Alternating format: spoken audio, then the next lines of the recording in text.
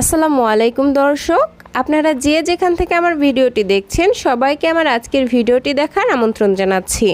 আমার আজকের আয়োজনে আপনাদের সঙ্গে শেয়ার করব বাচ্চাদের জন্য খুবই পুষ্টিকর এবং ওজন বৃদ্ধিকারী একটি খাবারের রেসিপি। পুষ্টিকর এই খাবারটি বাচ্চাদের শরীরের প্রয়োজনীয় ক্যালোরির চাহিদা পূরণ করতে, দ্রুত ওজন ও স্মৃতিশক্তি বাড়াতে দারুণভাবে কাজ করবে। 8 মাস থেকে 5 বছর বয়সী বাচ্চাদেরকে এইভাবে এই খাবারটি তৈরি করে খাওয়াতে পারবেন। তবে চলুন এখানের কথা না বাড়িয়ে সরাসরি চলে যাচ্ছি মূল রেসিপিতে। খাবারটি তৈরি করতে আমার প্রথমেই লাগবে 4টি খেজুর। এই খেজুরগুলোকে খুব ভালোভাবে ধুয়ে নিয়েছি। এখন মাঝখানের বিচিগুলোকে ফেলে দিয়ে এই খেজুরগুলোকে আমি ছোট ছোট টুকরা করে ছিঁড়ে নিলাম। এখন কিছুটা পরিমাণ পানি দিয়ে এই খেজুরগুলোকে আমি একটা সাইডে ভিজিয়ে রাখছি। অন্য আরেকটি বাটির মধ্যে নিয়ে নিচ্ছি বাচ্চার চাহিদা অনুযায়ী চিরা। আমি এখানে সাদা চিরা নিয়েছি, আপনারা হাতের কাছে লাল চিরা পেলে সেটাই নিয়ে নেবেন। এখন এই চিরাগুলোকে পানি দিয়ে কয়েকবার পানি চেঞ্জ করে খুব ভালোভাবে ধুয়ে নিব। হাত দিয়ে কষলে কষলে এইভাবে ধুয়ে নিতে হবে যাতে এই চিরার মধ্যে কোনো ধরনের ময়লা না থাকে। তো বেশ কয়েকবার ধুয়ে নিয়েছি আর খুব ভালোভাবে ধুয়ে নেওয়া হয়ে গেছে। আর আমি যেহেতু সাদা চিরা নিয়েছি তাই এটা কিন্তু খুব তাড়াতাড়ি নরম হয়ে যায়। যদি লাল চিরা নেন তাহলে সেটা একটু সময় ভিজিয়ে রাখতে হতে পারে। তো এই চিরাগুলোকেও একটা সাইডে রেখে দিচ্ছি। আর যে খেজুরগুলো ভিজিয়ে রেখেছিলাম সেগুলো কিন্তু ইতিমধ্যেই নরম হয়ে আসছে। এখন হাত দিয়ে এই খেজুরগুলোকে ম্যাশ করে এই খেজুরের পিউরিটা তৈরি করে নিচ্ছি।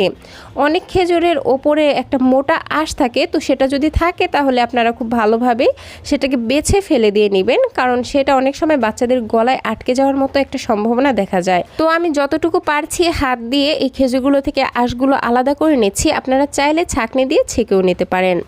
এবার চুলায় চলে আসলাম। একটি প্যানের মধ্যে ধুয়ে রাখা চিরাগুলো দিয়ে দিচ্ছি।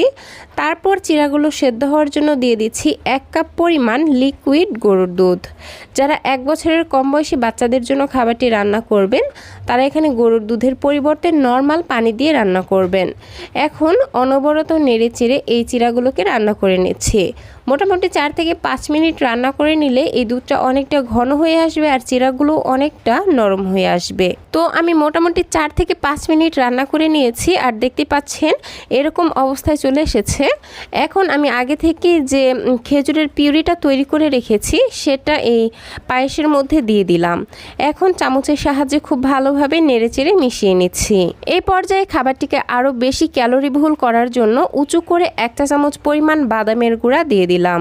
বাদামে রয়েছে ওমেগা 3, ওমেগা 6 এবং ফ্যাটি অ্যাসিড, যা বাচ্চাদের দ্রুত ওজন বাড়ায় এবং বাচ্চাদের স্মৃতিশক্তি বাড়াতে সহায়তা করে। তাই বাচ্চার 6 মাস বয়সের পর থেকেই তাদের খাদ্য তালিকায় বাদামের গুঁড়া রাখার চেষ্টা করবেন।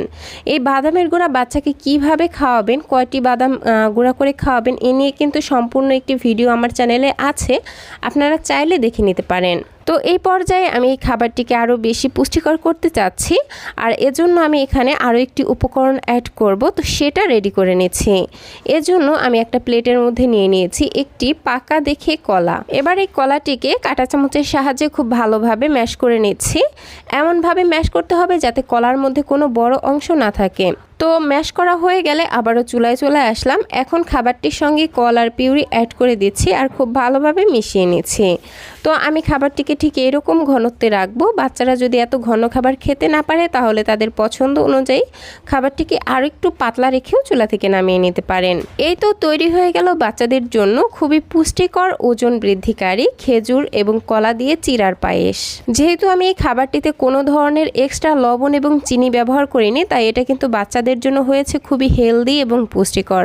আর এই খাবারটিতে কোনো চিনি দেওয়ার প্রয়োজনই পড়ে না, কারণ খেজুর এবং কলার কম্বিনেশনে এই পায়েসটা কিন্তু এমনিতেই অনেকটা মিষ্টি হয়ে যায়, যার ফলে এখানে আর কোনো এক্সট্রা চিনি দিতে হয় না। তো আপনারাও বাড়িতে এইভাবে ট্রাই করে দেখবেন, ইনশাল্লাহ আপনাদের বাচ্চারা খুবই পছন্দ করবে। তো দর্শক, এই ছিল আমার আজকের আয়োজন। আশা করছি আমার আজকের ভিডিওটি আপনাদের কাছে ভালো লেগেছে। রেসিপিটি যদি সামান্যতম ভালো লেগে থাকে তাহলে প্লিজ নিচে থাকা লাইক বাটনে একটি লাইক দিয়ে দিবেন আর যাওয়ার আগে সুন্দর একটি কমেন্ট করে যাবেন। বাচ্চাদের জন্য এরকম আরও নিত্য নতুন সহজ এবং পুষ্টিকর খাবারের রেসিপি পেতে প্লিজ আমার চ্যানেলটিকে সাবস্ক্রাইব করে পাশের ঘন্টাটি বাজিয়ে অল সেট করে রাখবেন পরবর্তী ভিডিওর নোটিফিকেশন সবার আগে পাওয়ার জন্য। আজকের মতো বিদায় নিচ্ছি। সবাই ভালো থাকবেন, সুস্থ থাকবেন। আল্লাহ হাফেজ। আসসালামু আলাইকুম।